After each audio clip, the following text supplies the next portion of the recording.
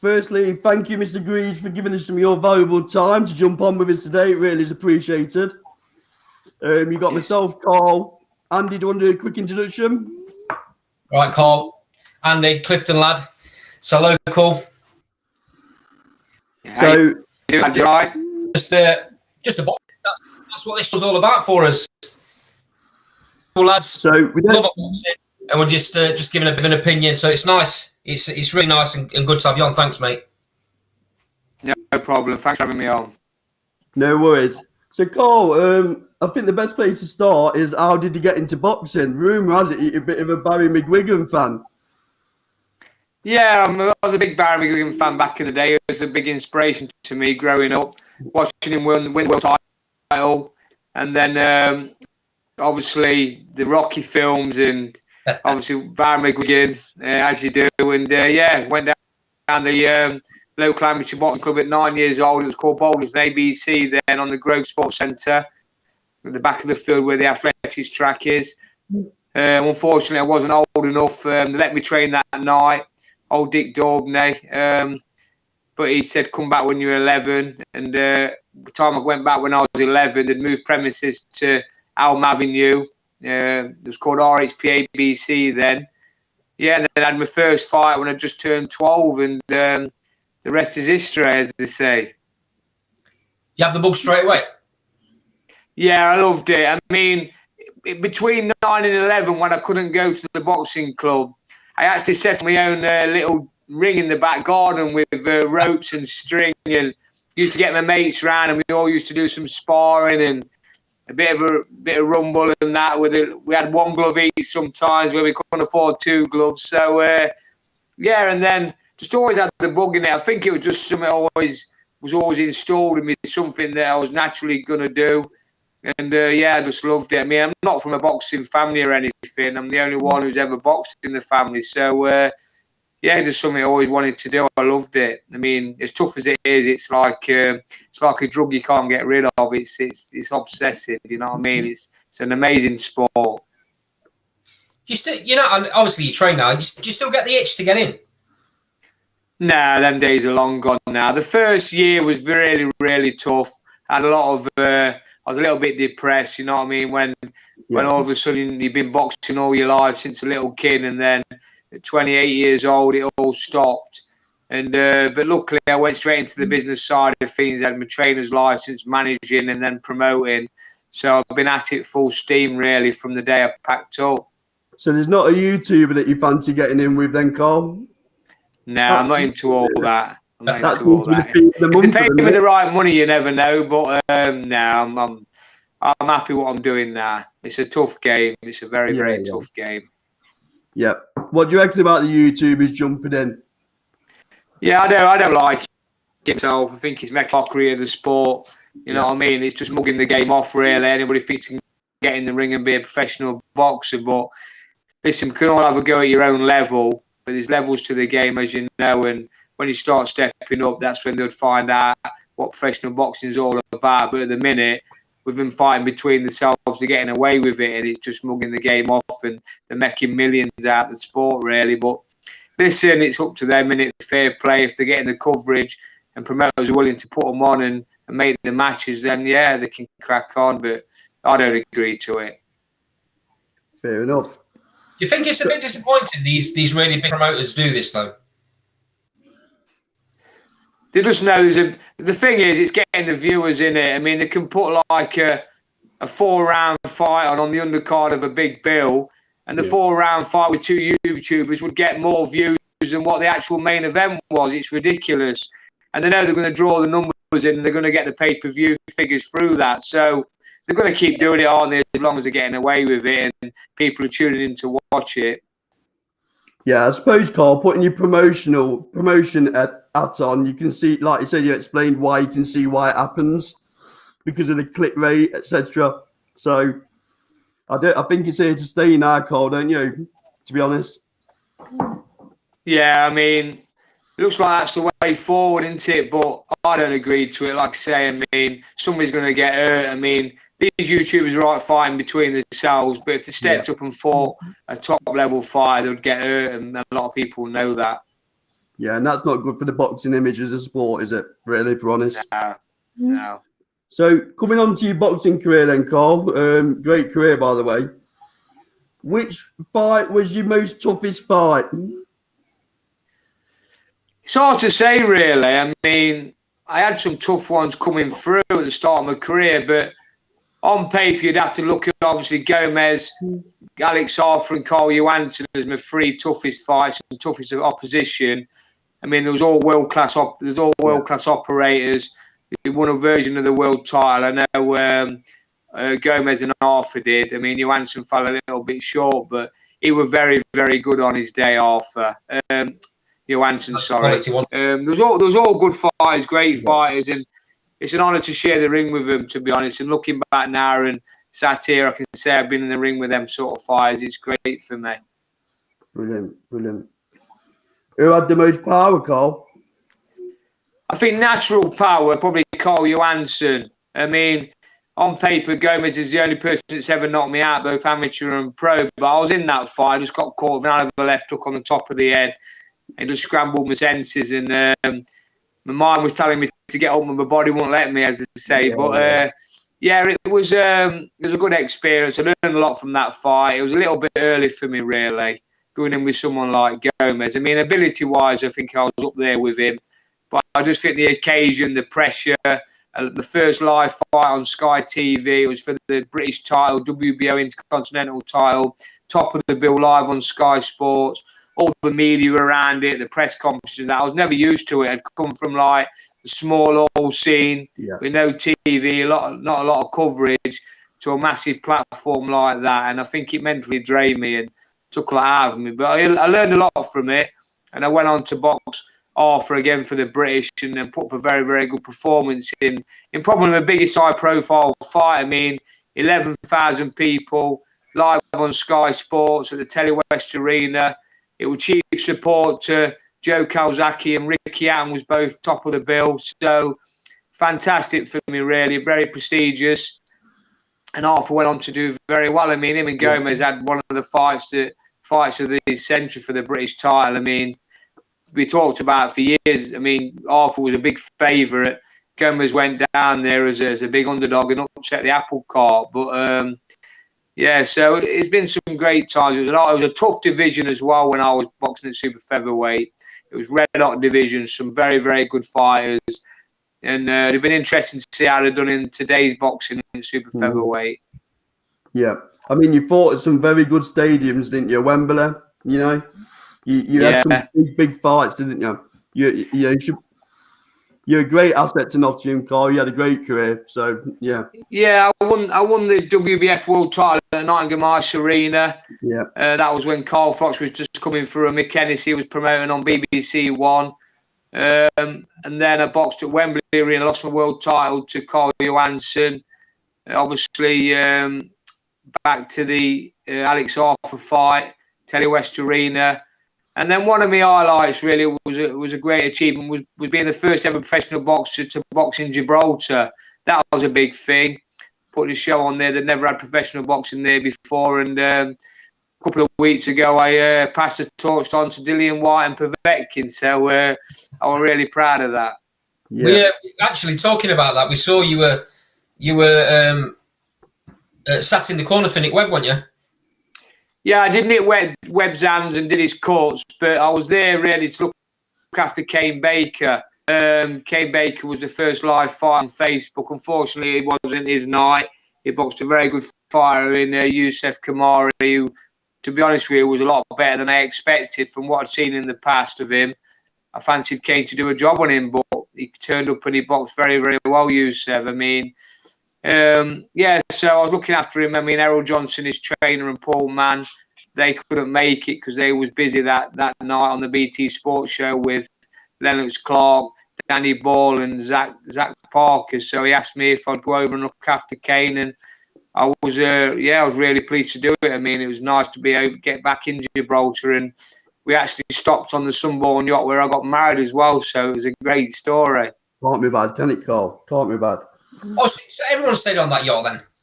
Yeah, we actually reminded the old yacht out, because obviously it was a bubble. We couldn't break the bubble. We had to stay in the yacht. We weren't allowed off it apart from getting transported to the press conferences, to the weigh-in and to the venue.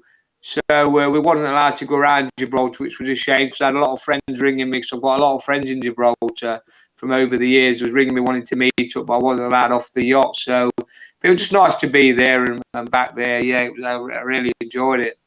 So you've done a couple of these bubbles now, haven't you? So you've I've done 4 now. Did a couple with Dex Spellman. Obviously, he boxed Lyndon Arthur and Anthony R on big fights, top of the bill. And obviously, I did top of the bill for David Avanesian when he beat Josh Kelly. And then obviously, I've just done the one with Kane Baker. So I've done 2 matchroom ones and 2 Frank Warren bubbles. So yeah, been good. I've had a few lads on MTK shows and on the undercards, my sort of like away fighters. So I've been quite lucky, really. How do you get them mentally ready, Carl, the boxers, for no crowd? Because obviously a lot of boxers feed off the energy, don't they? And I'd imagine it's quite a sterile environment, is it? Yeah, it's very different. I mean, obviously when you're watching it on TV, the commentators are talking, so you don't really notice there's not a lot of crowd. But when you're actually in there, you can only hear the corners shouting. And at the end of the fight, you could hear a pin drop. I mean, when we went back to after David Avanesian's win, we went and had the interviews, and I stood there, and it was absolutely silent. It was unbelievable. We could hear a pin drop. So yeah, it's a lot different. You have to prepare your lads a little bit different. I was turning the music off in the gym, having it silent while they were sparring, and just getting used to that sort of environment. But you know, I think when you're in the ring, you can block out the crowd anyway. You don't really hear the crowd, to be honest. But it's a lot different. Yeah, definitely different behind closed doors. Just coming on to Evanesian, you've gone on record as saying he's an elite fighter within your camp. How good is he? How good is he, Carl? Yeah, Dave is the best fighter I've ever had as a trainer. Obviously as a manager as well, but I don't manage David. Neil Marsh does. But yeah, he's a very, very good fighter. He's an elite fighter. He's world class, and he's proven that now. He's won 4, defended his European title 4 times. Now all stoppages. Obviously he's had 2 first-round stoppages, a 6th-round stoppage, and a 9th-round stoppage to win the title. So he's on a roll now. He deserves a world title fight. Let's hope that Matchroom, who's promoting him now, Eddie Hearn, can get together with Neil, his manager, and get him a big fight. I know they've been dropping a lot of names to us lately, but the right one's not really tick the boxes for me and David. We don't want these up and coming prospects now, 22-0. We want like a Sean Porter or a Terence Crawford or a Pacquiao or them sort of fighters. Because listen, on David's day, he's good enough to beat any of them. I'm telling you, he's very, very good. And as we've seen with Josh Kelly the other couple of weeks ago, he finds a way all the time, and he had Kelly's number. Was that frustrating to you? Because looking from the outside, it was as though he was being overlooked by Kelly's team. And but a bit written off, not just by Kelly though, but by Matchroom as well. Yeah, I mean, I loved it because I honestly think that I don't think there's been any trainer that could have predicted a fight better than what I did. Oh. I said it from day one. There's been all these so-called elite trainers and that, but I have a little chuckle to myself because when I sit back and look at how I predicted that fight, how it was going to go, it was like as if Mystic Meg was looking down on me because it was just like everything I said happened. And I knew Kelly would have his moments early. I knew he'd give David trouble. But I've seen it time and time again. A lot of these top boys give David trouble, these boxers, these smart top amateurs with good pedigree. But they can only keep him off a certain length of time. And to be honest with you, he got to him a little bit earlier than he expected. He crumbled quite quick once David got a grip of him. I mean, in the 5th round, he started to get hold of him. And then in the 6th round, he went quite quick. But if you look at the pressure David was putting on him throughout the fight, he was making him work, keeping him out of his comfort zone. And that was the plan. Even when he wasn't winning the round, just made Josh Kelly work, take him out of his comfort zone. When he wants to rest, don't let him rest. Just stay on his chest, use your footwork, push him back, and it worked a treat. But then, obviously, Adam Booth looked at him, realised that Kelly wasn't winning, doing what he was doing. So he tried getting Kelly to have a fight with David and sit on him a bit. And that was his undoing, because once that happened, he closed the gap. And David was hitting him so that was the start of the end, really, for Kelly.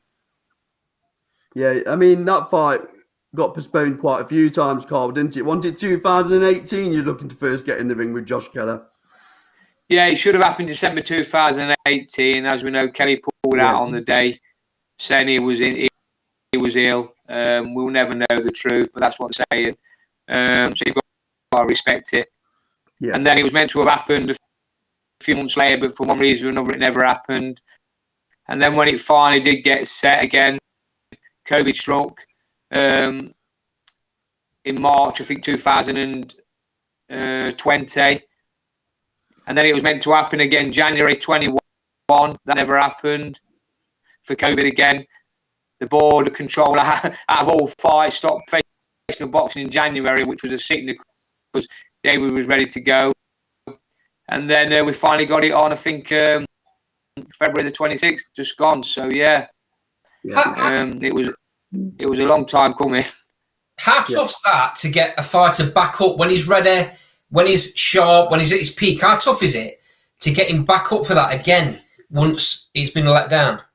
Yeah, it's very, very tough. I mean, we thought that was never going to happen. We lost a bit of art.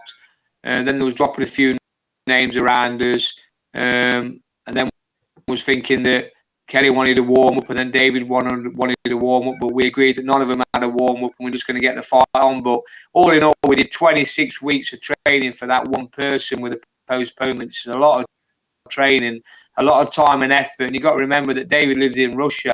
So that's 26 weeks away from his family, which was very, very tough. I mean, I used to hate being away from my family when I was boxing, and I was never away like David for weeks on end. I was only away for the odd week or two, and I don't like it. So you've got to be mentally tough, and you're a different breed when you can do that. You know what I mean? And David's very, very mentally tough and mentally strong, which was the asset in that fight for me as well. I mean, at the weigh-in when Kelly was banging his chest, jumping about, using all that nervous energy, I was just rubbing it in with him, saying, and still, winding him up, and he was jumping about, and I was thinking, keep going. And David come off the scales, that guy crazy, why he this, why he that, you know what I mean? But we had it off to a T, really. If anything, nothing could have gone better, to be honest with you. Well, you've clearly got a great relationship, haven't you? You know, you can see that when you're in amongst each other's company. So yeah. The celebration at the end of the fight as well shows just how tight you are. Yeah, he knocked me out off and took my hair out of place, didn't he? So that was a bit of a signal for the interview. But like you say, there was a lot of emotion in that fight. I mean, the media attention around it. I mean, in the bubble that week, we got down there on the Tuesday, where we was non-stop doing interviews. And it honestly, after the weigh-in on the Friday, I was just mentally drained. And the lads was messaging me, coming down for some food. And honestly, I couldn't get off my bed. I was so mentally drained from all the media and all the coverage. And it just tired me out. And I just had to get myself ready and get refreshed for the big night. And you don't realise what all that press and media and the publicity around that fight was massive. You know what I mean? It was massive. I mean, I've been in some big fights with David, but a lot bigger fights, to be honest with you. But media-wise and the attention, nothing like that. I mean, I can't see me ever going for anything like that again. You know, talking of the bubble, you can't really get away from it, can you? No. You're all everywhere you go. You're all passing each other in the corridors. How does that work? Because I know there was such a tension between the two camps. And you know, you can just from the press conferences, just from chatting that was going on, and there was obviously a lot of rumours that a few things happened behind closed doors as well. Yeah. So I mean, how do you stay focused in a situation like that? Yeah, it was difficult because obviously we was all eating in the same place and the same times. It was like set times for the food, breakfast, dinner, and tea. And obviously you had to book your time slots for the gym. And like we only had floor 6 and for the rooms, and floor 3 was where the restaurant was. This was at Wembley at the Hilton Hotel. And then on the floor 3 you had your restaurant, you had the media room, you had the gym, you had the radio room, you had everything, the weigh-in. It was all in one place. So, like you say, it was hard not seeing them, and we saw them regular. I mean, I think the only time we didn't see each other was from after the weigh-in till we got to the fight, to be honest, because I think once you've had the weigh-in, you do your own thing, you're in your room, you keep a low profile, you get your food sent to you, and that's how it was. But it is difficult, yeah. Adam Booth was quite gracious in defeat, I understand, Carl. Want a few text messages exchanged after the fight. I heard he congratulated you on the win, didn't he? So all well that ends well. Yeah, he sent a nice message out on Twitter, which was good. I mean, there was a lot of animosity with what happened. You got to remember that we lost a lot of money, you know, in that fight from the pullouts with the training camp, and we never got paid anywhere near what we should have done for the first pullout, and that was on the day where, by rights, we could have got paid. But Neil was very generous with Matchroom, accepted what he did, and hoping that they would look after him in the future. And we've got a good contract with Matchroom now. We've got one fight left, and obviously if he wins that, he'll get extended if we want it to. So yeah, it was tough. I mean, and fair play to Adam. He took the defeat well. I mean, listen, I've said before, there was a lot of pressure on that fight, and I said a lot of things as well. And I could have ended up with egg on my face, but luckily it was my night. And but I'll be honest with you, I'd have been sick as a pig if we'd have got beat. I'm not going to lie to you. Yeah. What do you think happens with Josh Kelly now, Carl? What would you do with him? Step him up? He's definitely got to move up a weight. I mean, David got in the ring a stone heavier than the day before, and Kelly still looked 2 weight divisions bigger than him. He's got massive legs. If you look at the size of Kelly's legs to David, I mean, I watched it back again yesterday. I can't believe the size of his legs. Kelly looked huge, didn't he? Yeah, and if David was 11'7" getting in that ring, Kelly must have been 12'4", easy. And that is too much weight to be putting on. You're in the wrong weight division. If you're putting more than a stone on, you're rehydrating too much and you're putting way too much excess weight on, and you're in the wrong weight category. So I think he's got to move up in weight. Has he got the power to go up in the weights? I don't know. He don't look like he's a puncher, but he might be losing power by keeping his weight down. You know what I mean? I've done all the weights myself, and I know you lose a lot of energy and strength after a couple of rounds. He looked quite physically strong early doors. I mean, he caught David with a cracking left hook in the second round. I think it looked a lot worse than the shot was, but he did stumble David. So, yeah, it might be the weight, might be the fact why he's not punching hard. I don't know, but he's definitely losing some strength and power down at Walter by balling down so much. So he's got to regroup. He's got to look at the situation.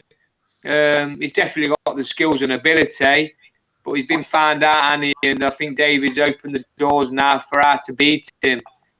So a bit like I did with Alex Arthur, how Gomez beat him with a left hook, but now I'm not taking no credit for that. So we'll see. But this is a great lad. I mean, I know there was a lot of stuff going on, a lot of stuff said, but you have a lot of respect in boxing. It's a tough game. And we could both come out there safe and shook hands, and we're all friends again. So, Carl, lastly, I'm conscious of time. Let's move on to you and moving forward then, because you've got a fair old size stable there in Newark, haven't you? So, what's the plan for your shows moving forward? Now we're starting to get a little bit of news about lockdown, etc. Yeah, I mean, it's good news, but like I've said, until the British Boxing Board of Control stop the testing for everybody involved in the show and the hotel bubbles, then it's just not going to be possible for me to promote. Once everybody's been vaccinated, I presume that's when the testing will stop. But until then, I won't be able to go. I'm hoping September. I've got my heart set on September. I'm going to put a big show on at the Morningside Arena in Leicester. I've got a lot of East Midland prospects I want to build up, and that's the perfect venue, really. So that's what my plans are. But I can't really make any plans or decisions until we know when this testing is going to stop, because for a little 6-7 fight show, I've worked it out, it's going to cost £18,000 just for the testing and the hotels. And then you've got your fighters to pay, your ring eye, your MC, your paramedics, your doctors, your ring girls, your referees, your time kit. It's never ended. So you're looking at the access. You're probably looking at around £60,000 to put a 6-7 fight small old show on with the testing. Andy can afford it's tough that. Enough making. It's tough enough. Andy can afford that. He'll sub you that. It's tough enough getting over the line when you've got a full crowd and no testing. So it's definitely something that I won't be doing until this testing stops. Big outlay, mate, isn't it? Big outlay.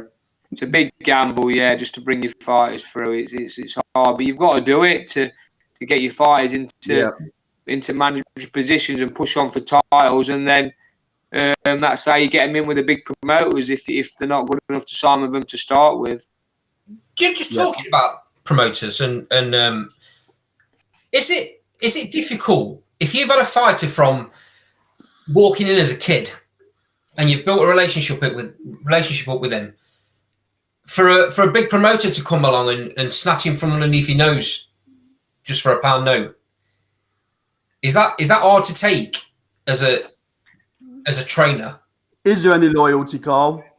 Well, the thing is, you've got to look at it like this. I mean, I'm a trainer and manager as well, which I'm fortunate enough to be. So I am a promoter, but I only promote smaller shows and build kids up as far as it can go. I mean, a success story for me is taking Sam Bowen from his pro debut all the way to British champion with no TV. I mean, that's unheard of, really.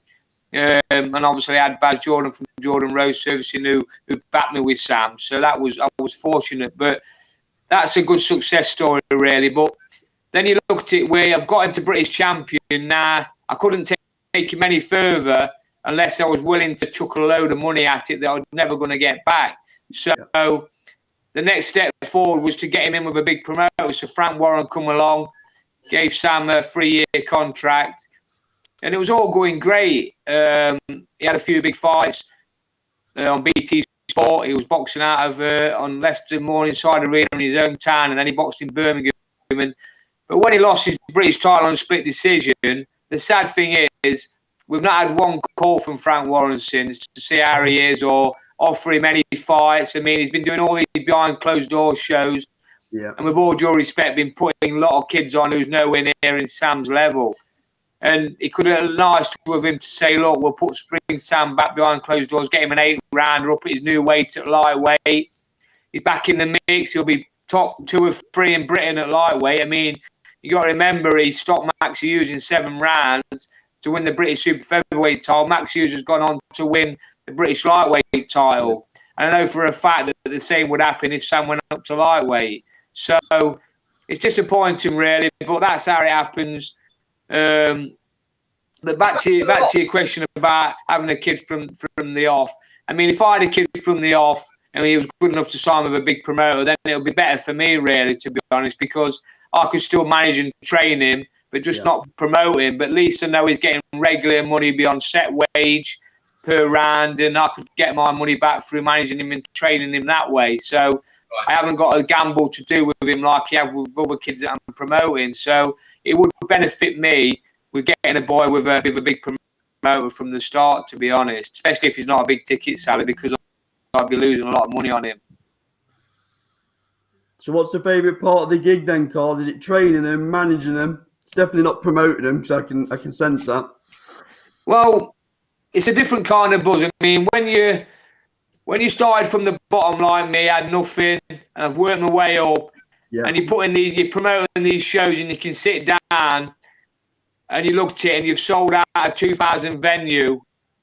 You know what I mean? You get a lot of satisfaction from it. You're thinking, wow, have I done this? Sold a venue out. You know what I mean? With all fires, it's not really known. It's a right buzz. the training side of it is another great buzz when you have a big win like you do with David Avanesian and get a lot of credit and get your tactics right. But it is hard graft training fires. I'm not going to lie. I'm in the gym all the time. It's hard work. I mean, the management, when you're promoting kids that you manage as well, it's a lot easier. And the kids that I don't promote are probably the kids that go on the road. So it's easy enough to get them the right advice. You've got to make sure you're getting the right money, get them looked after, not going to get hurt.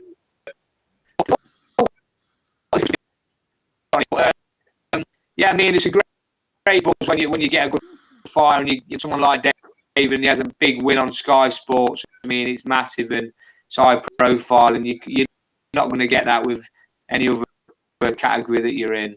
Well, Carl, your stock is definitely rising, fella, isn't it? You know, we keep trying, mate. Keep trying. Goes without saying. So, Carl, really appreciate that half an hour. No problem. Good luck with everything moving forward. Keep in touch. Yeah. And again, like I said, anything you want to add, Andy, before I finish it? No. It's fantastic having you on, Carl. Thanks very much, mate. No, I really appreciate having me on, lads, and good luck with the channel. I hope it presses on and you get as many viewers as I film do. Yeah. Just like you're aiming for Matchroom, we're aiming for IFL. There you go. I don't want to mate. That's it. Anymore. No, Carl, take care. I'll be in touch. Cheers. Nice one, lads. Take care.